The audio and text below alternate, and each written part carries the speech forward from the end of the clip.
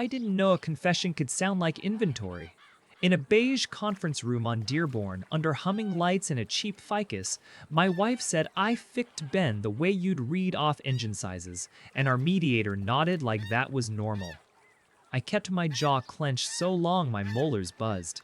Before I could decide whether to speak, my phone lit with a photo from the garage, a chalk scrawl on the roll-up door, 3 words I'd been dodging for months. We are here. I run 2 businesses inside one roof, and the roof is made of corrugated compromise. Out front on Western is the clean store. Wiper blades, detailing kits, floor mats, the tax receipts in order, the air freshener shaped like pine trees and optimism. In back through a coated door is where the cars come in under the table, cash jobs that keep my kids in sneakers and the mortgage from late fees.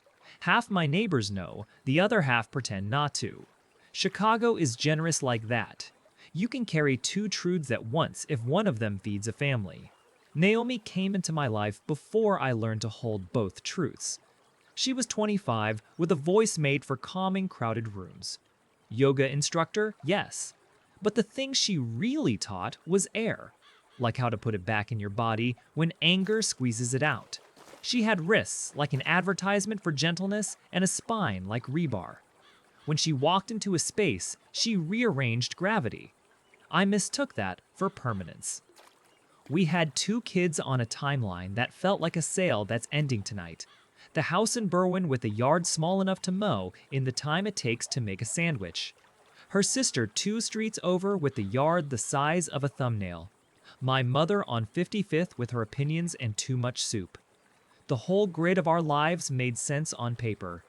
Then inventory season showed up in our marriage. Not the store, the life. What goes out, what comes in, what gets shrinkage you don't report. When Naomi slid the mediation pamphlet across the table instead of asking me to leave, I knew I'd reached the part of the story where the tone changes and you don't hear it until after. I said no to moving out. She said fine, let a mediator help us be human. So we went downtown, paid by the hour to translate size. The attorney pressed a button and set a gray recorder between us like a third plate at dinner. Naomi cleared her throat. Then she turned herself into a ledger. I fade Ben, she said. She didn't look at me when she said it. She looked at the wall clock like the minute hand would open a door. The name arrived without context, like a socket with no ratchet. Ben who? The studio owner? The guy who sells kombucha by the case? The neighbor who complains about my parking lines? My jaw wanted to say something my brain couldn't sponsor yet. The recorder on the table winked its little red LED. That means this is forever now. I looked at Naomi's hands. The same hands that once pressed the back of my neck when I came home smelling like axle grease and exhaustion. Those hands were steady enough to pour tea in an earthquake. Now they were flat on the table, as if steadying paper. Before I chose a sentence, my phone, face down, buzzed. I shouldn't have looked. I looked. The photo was from Marco, my Saturday guy. The shop camera had caught 2 silhouettes and a piece of chalk that wasn't the kid kind. The roll-up door had a new tattoo. We are here. No signature. They didn't need one. You can read neighborhoods like handwriting if you grew up on the right blocks. My little empire had a neighbor with hunger. The mediator asked if I needed a moment. I said no, and yes. He slid a packet across the table labeled temporary arrangements. Naomi didn't argue. She didn't cry. She didn't plead. She just watched me sign my name on lines that turned me from husband into a person with pickup days. The room smelled like dust and green tea. I have never hated green tea. I left Naomi with her calm and the recorder and jogged to my truck. Western was a smear of gray. In my mirror, the skyline looked like an EKG that forgot how to be steady. At the stoplight on Taylor, I saw a couple in a Prius arguing with their hands. I envied them for having volume. The chalk was still wet when I hit the alley. We are here. It wasn't poetry. It was a calendar notification. You can tell when a message is written to see how quick you flinch. It flung me back 2 years to a Sunday morning when I took an envelope from a man with a belt that cost more than my first car. Inside were numbers that gave me room to sleep. You don't want to say yes to those envelopes. You want to be the man who throws it back and delivers a speech about integrity. But speeches don't fix busted quarter panels and copays and kids who outgrow shoes in a week. Some kinds of hunger widen hallways. Mine narrowed them. Marco was sitting on a stool, face pale, pretending to look at a carburetor. He told me the two guys weren't from around here, but the chalk was, and that they took photos of the parking lot, the client board, the VIN clipboard we shouldn't have left in sight. I pulled the drive from the camera, plugged it into the back office computer, and watched 3 minutes that felt like someone else's heartbeat. Two men, both in construction hoodies, one with a thumb missing. They didn't hide their faces from the lens. They wanted, quote, marks around their presence. I texted a different number. You don't call cops for this. You call the men who mediate in alleys. The street turned inside out after midnight. The lot behind the shop is sandwiched by 2 fences that keep secrets. If you know those fences, you could walk from Western to California without seeing a soul who doesn't want to be seen. When the men came back, they didn't signal. They didn't call my name. They walked to the chalk and stood under it like it was their team banner. When I stepped out, my heart was pounding so loud, I thought the motion lights were audio synced. I said you wrote on the wrong door. The taller one looked at my shoes first. He said, this isn't a door, it's a signboard. I told him I had nothing to share with strangers. He said everyone shares. Some of us just don't pick the time. We didn't swing first. You learned not to. We stepped close enough to smell laundry detergent and the metal tang of cheap knives. Then we put hands on jackets and made promises with pressure. Bodies tell truth when lawyers sleep. It lasted long enough for sweat to trickle and for my elbow to run out of words. When it was done, nothing was fixed. They had my schedule. I had their smell. I wrote down a plate number out of spite, and it turned out to be stolen. Of course it was.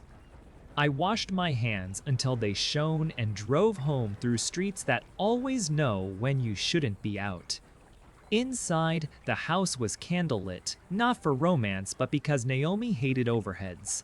She'd packed 2 suitcases and zipped them like she was sealing evidence. The kids' toothbrushes were missing from the cup. She told me they were at her sister's, that they had pizza, that they were fine, and that she would text in the morning with a plan. What plan? I asked. She said a humane one. That's the kind of word that sounds like mercy and smells like court. I looked around at our 2 couches, at the pile of library books with return dates like threats, at the smudges on the hallway where my son ran with sticky hands. I wanted to say, wait, let's talk like people who have watched Netflix together. But the word Ben was in the room like carbon monoxide, and I couldn't find the window. I slept on the shorter couch, the one that hurts your shoulder just enough to give you moral clarity. I woke at 4006 to my phone vibrating against the floor. 3 missed calls from Marco, a text from a number I didn't save. A tow arrived that isn't ours. The cameras showed a flatbed in the alley at 3040. Too quick, too quiet. I threw on jeans and boots, keys, hoodie, and drove. In the mirror, my face looked like it had been drafted. The flatbed was gone. In the space where the blue Sonata with the leaky oil pan should have been was the kind of absence you feel in your jaw. I had signed a work order, promised the owner a Tuesday pickup, collected a deposit in cash, and now the car would be a ghost with an argument attached.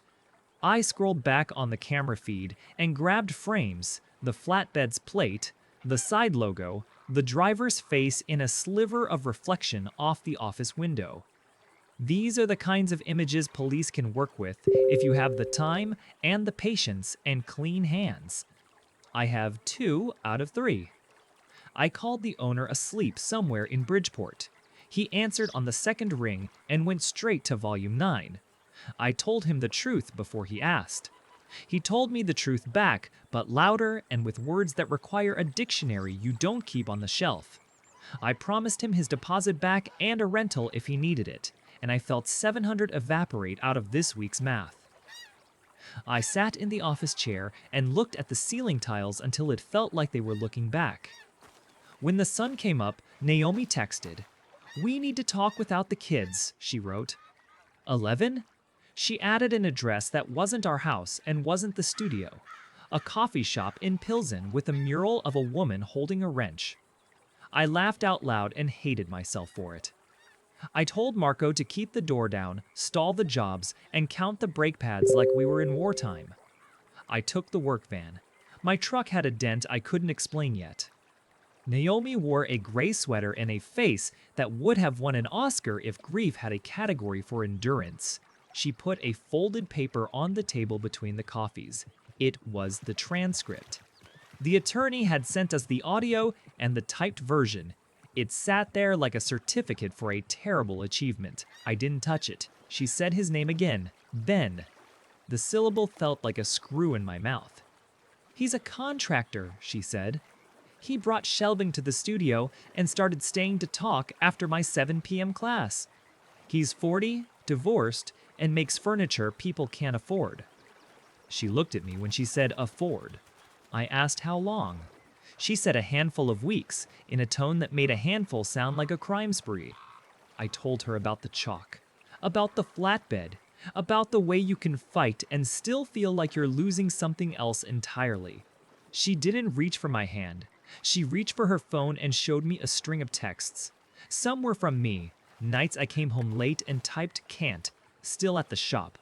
Others were from her sister, reminders about school projects, the kind of support texts you send when your family looks like it's bending. Then she showed me a photo. It was me at 1013 a.m., 3 months ago, asleep on the shop floor, my jacket for a pillow. It came from the back office camera, the one I installed after a break-in. She had my password. Of course she did. She said I've been watching you fall apart slow enough to call it life. She said I tried to pull you back and you called it nagging. She said then I did something stupid because the loneliness was loud and the breathwork didn't work. The way she said breathwork made me want to apologize to every incense stick that ever existed. I wanted to ask her if Ben knew our children's middle names, if he knew that our daughter hates socks with threads on the toes, if he knew that our son eats pancakes in triangles. I wanted to build a cross-examination out of details so small they'd collapse. Instead, I asked for facts, because my life is written in receipts and torque specs. Did you sleep with him at our house? No. Did you bring him to the studio after hours? Once, she said, but we didn't, and then she let the sentence fall on the table and didn't pick it up. The coffee shop had a hum, like an airplane cabin. People typed like the keys were sins to confess. Naomi slid another paper toward me. "A proposal," she said. "The mediator wants us to try a nesting schedule. Kids stay in the house, parents rotate. She could do Monday through Thursday mornings. I could take the shop. Heavy weekends. We'd bring in a third party to evaluate finances." The words felt like stadium announcements. I said, "I can't afford a rental." She said, "Then you sleep at the shop on your nights off." She said it without malice, as if reminding me where the coffee filters live. I told her about the envelope that started this. Not all of it, just enough. She looked at me for a long time. Then she said a sentence with 2 parts. The first part was, "I wish you had told me when you made the first compromise." The second part was, "Me too." On my way back, I called Raul. He's the kind of friend who knows which names not to say out loud. He said, "Meet me at the yard on 31st. He had a printout from a traffic camera on Archer that showed a flatbed with a plate that ended in 72Q.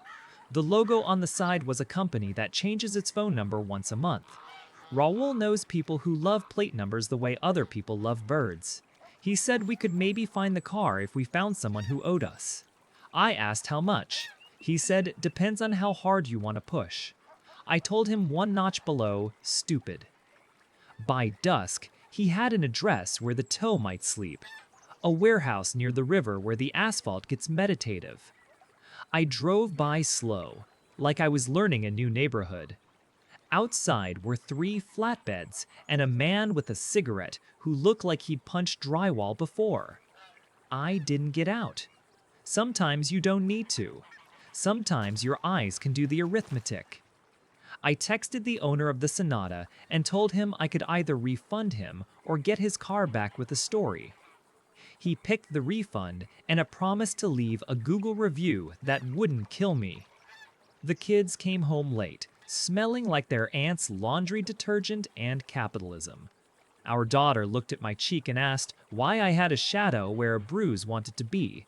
I told her, Daddy hugged a car wrong. She said that happens. Naomi put them to bed with a voice I used to fall asleep to like a radio I never wanted to turn off. Then she came back to the kitchen and we stared at a bowl of apples like it was a third person. She said, I want you to meet Ben. I said, absolutely not. She said, I need you to know he isn't the man who took anything from you. I said, that's a cute theory. She said the mediator thinks it helps to turn monsters into citizens. I said, tell the mediator I pay people to turn citizens into invoices. That night, I couldn't decide whether to sleep on the couch or under the truck.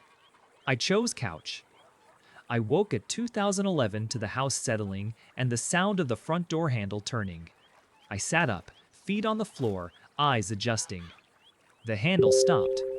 Then came the clack of the Ring camera's infrared waking up. I looked at my phone screen and saw a pair of eyes peering into the glass like a fish in a tank. I went to the door with nothing in my hands but adrenaline. It was Ben. Not a ghost, a man, with a coat that cost more than my truck's tires. He looked older than his name sounded. He held his palms up like he'd seen too many cop shows and said, Steven, I'm not here to fight. He said Naomi is at her sister's with the kids and she doesn't know I'm here. He said he was sorry, and every word sounded like a nail being put back into its box. I opened the door because I wanted to see his face without glass. He smelled like cedar and guy who owns plants. He asked if we could talk on the porch. I told him he had 60 seconds before I called someone who wouldn't mediate. He said he understands what he did and doesn't need my forgiveness. He said he needed me to know two things. First, that Naomi didn't invent him out of anger. Second, that he had a record for trespassing from a protest 10 years ago, and if this went to court, it could be used to paint him as something he wasn't. The way he said court made me hate the word stability most of all. I said, what do you want? He said for you not to use me as a weapon against the kid's mother. He said he understood if I wanted to hit him and he wouldn't hit back. He said he couldn't undo what he'd done, but he could try not to extend the damage. I looked at his hands. No calluses. Fine. Mine had enough for both of us. I told him to leave before I decided which version of myself would be useful. He left. The ring caught him on the sidewalk looking up at the tree canopy like he was praying to zoning laws. The next morning was paperwork and oil changes. Naomi sent a calendar invite titled, Temporary Schedule. Work has a smell. So does compromise. Around noon, my bank app pinged me with an alert. It was a small thing, a 5e4 charge at a coffee shop in Pilsen. The timestamp lined up with my meeting with Naomi. It shouldn't have pinged. I hadn't set alerts that small. I opened the app and saw 3 new alerts had been toggled on. Someone had been inside our finances flipping switches. I opened the audit log. The toggles were set from an IP I didn't recognize. A little privacy talon scraped up my spine. I texted Naomi. Did you log into the bank to set alerts? She wrote back immediately. No. Then she wrote, Sister might have, she's been helping me make a budget. Great. Our life was now a group project. On my break, I opened the back office computer and pulled the Ring Cloud storage. At 2011 a.m., the night Ben visited, there was a second clip. Someone else had stood in our yard by the side gate earlier that night. A short silhouette, hoodie up, no face, but the body language read as curious, not criminal. The person stood on tiptoes and peered over the fence into the alley, then ducked back. 2 minutes later, a text from an unknown number appeared on Naomi's phone bill records. We good for tomorrow. I didn't have content, just metadata. Sometimes, metadata can kill you slower. In the afternoon, CPD dropped by the shop because the Sonata owner filed a report to protect his deposit, which is his right. The officer took down my statement and asked if I had storage insurance. I said yes on the record and swore in my head. He asked if I had any enemies. I thought of chalk and men in hoodies and a man on my porch. I said just the usual. He said the usual is what fills their calendar. He gave me a card and a look that said, "This is a good shop and the city eats good shops for breakfast." By evening, the tow rumor mill had put my name in the same sentence as a yard on 31st, which is not a sentence you want. Raul texted that he heard the Sonata had already been stripped for a catalytic converter and a bumper. That's 2 hours work if you don't care about ethics or torque. He added a detail I didn't ask for. The flatbed guys use a relay scanner to pop key fobs on newer models. On older ones, they use prayer and a screwdriver. I closed the shop early and drove to the river because water is the only thing in this city that doesn't ask you to explain yourself. I parked by a bench that probably had seen more arguments than a courthouse. The phone buzzed again. Naomi had sent me a PDF from the mediator. It was titled Parenting Plan Draft A. Inside were time blocks and holidays divided like property. Halloween odd years, me, even years her. Thanksgiving noon to 7 for one parent, overnight for the other. Our children rendered into rectangles on a page. You can absorb a punch when you see it coming. It's the administrative ones that knock the air from your lungs. There it was, a clause labeled stability, with language about cohabitation, new partners, and overnights. If either party introduces a romantic partner into the shared home overnight within the first 6 months, the other party may request a review of the plan with regard to the children's stability. I read it twice. I heard Ben's voice on my porch. I heard Naomi's in the coffee shop. I thought of our daughter's triangles of pancakes and our son's hatred of sock threads. I thought of a chalk message and the men who understood sentences without verbs. I called Naomi. She picked up on the second ring. I told her the stability clause was a loaded gun wearing a tie. She said it was standard. I said standard is how people get hurt politely. She said we could modify it if I wanted. She said she didn't want to live a lie 2 ways.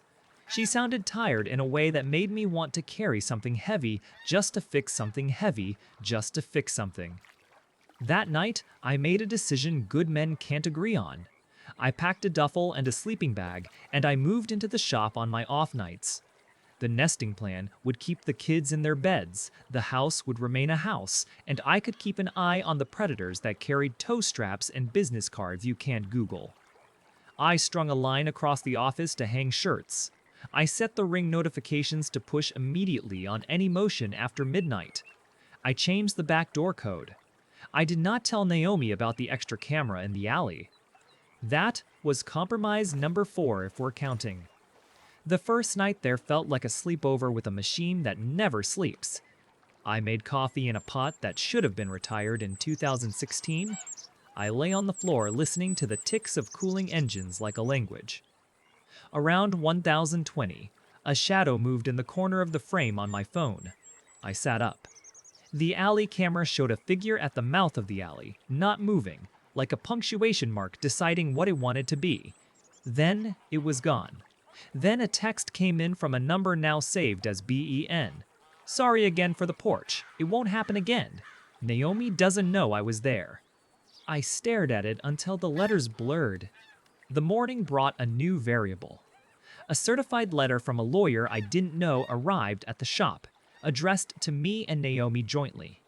It was from a neighboring business owner who had lodged a complaint through the alderman's office about noise, traffic, and, quote, suspected illegal operations.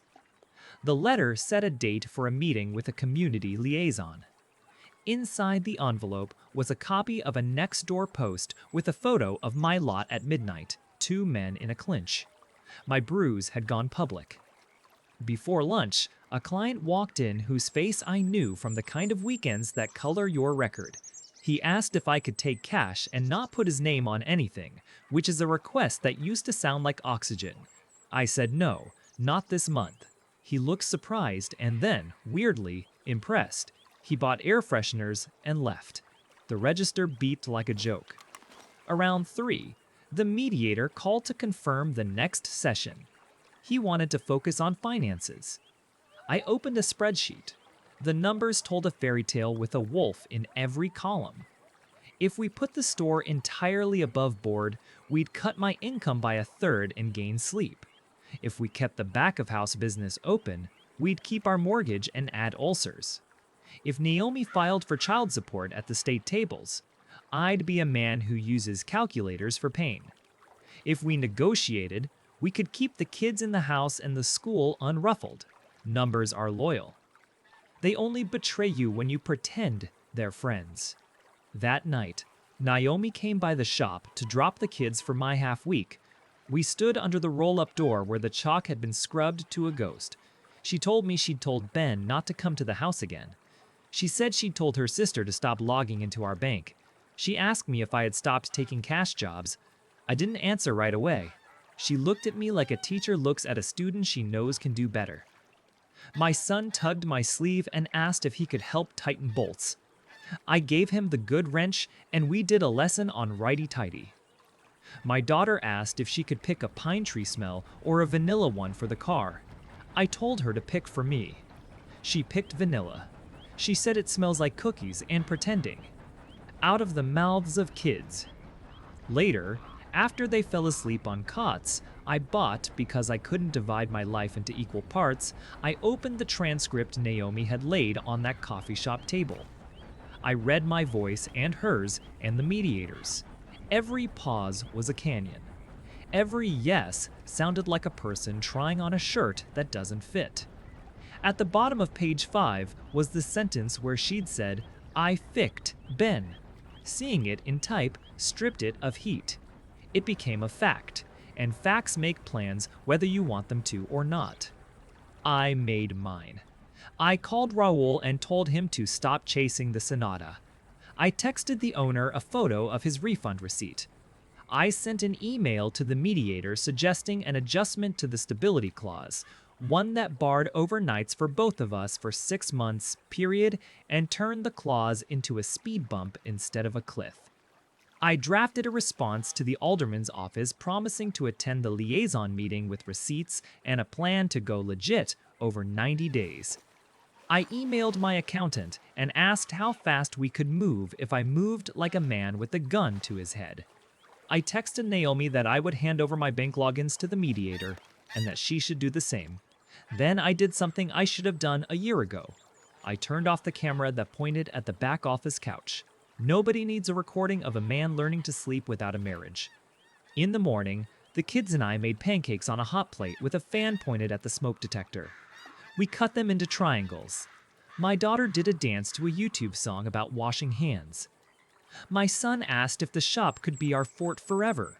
I told him forts aren't forever, they're practice. Midday, Naomi came by with a folder. Inside were our insurance policies, a list of the kids' doctors, school contacts, the Wi-Fi password for her sister's house, and a sheet titled Ben for Steven because I hate ghost facts.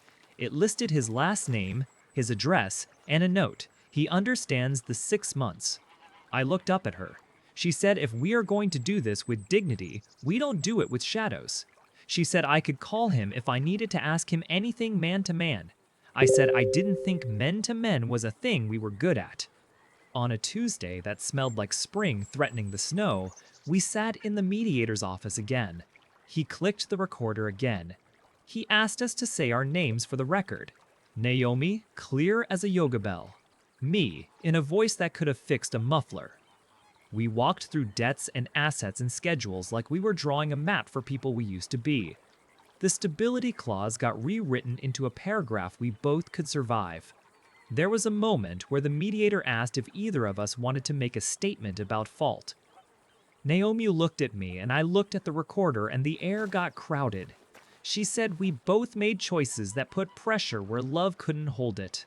I said the same, but with fewer syllables. When it was done, the mediator asked if we wanted a moment with the room. We said no. Outside, on Dearborn, the city moved like it had never met us. We stood together for one beat.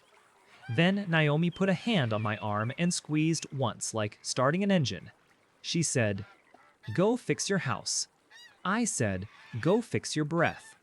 We almost laughed.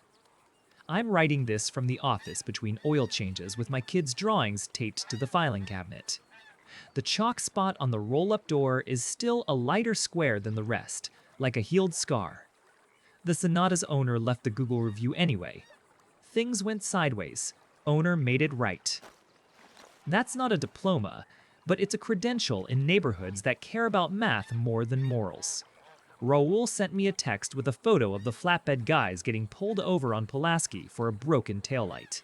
That's not justice, but it's punctuation. Ben hasn't been back to my porch. Naomi hasn't brought his name into the house. The house is still our kid's address. I sleep at the shop on my non-house nights, and I've started to like the sound of late trains. I filed papers to bring more of the shop into daylight, which sounds like a metaphor and is. The alderman's liaison meeting was 2 degrees less awful than I expected. I brought numbers, pictures, and a promise. They brought warnings, pamphlets, and a list of neighbors who want my lot quieter after 10. We agreed to try adulthood. Sometimes I think about the red light on the mediator's recorder, about how it frozen framed a sentence into a legal fact. Sometimes I think that's fair. Sometimes I think it's like bolting morality to the floor and calling the wrench truth. I don't know if I handled the emotional blow worse than the cold paperwork. I know that adding up hurt is a math problem with recurring decimals. But this much is true.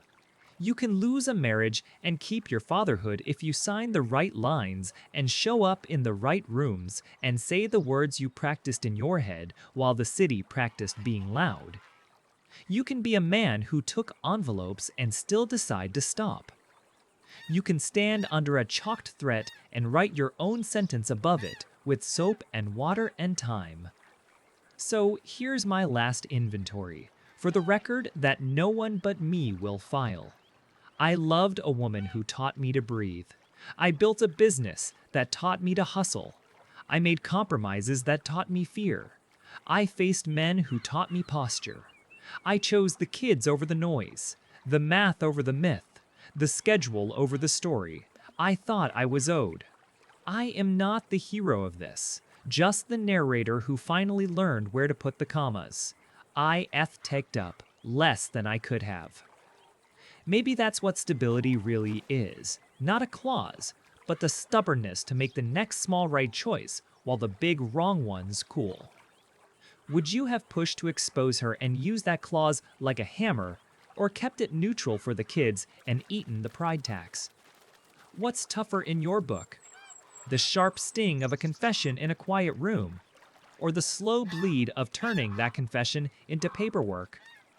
Like, comment, and subscribe if you want more stories where the truth shows up with receipts and the endings pick dignity over drama.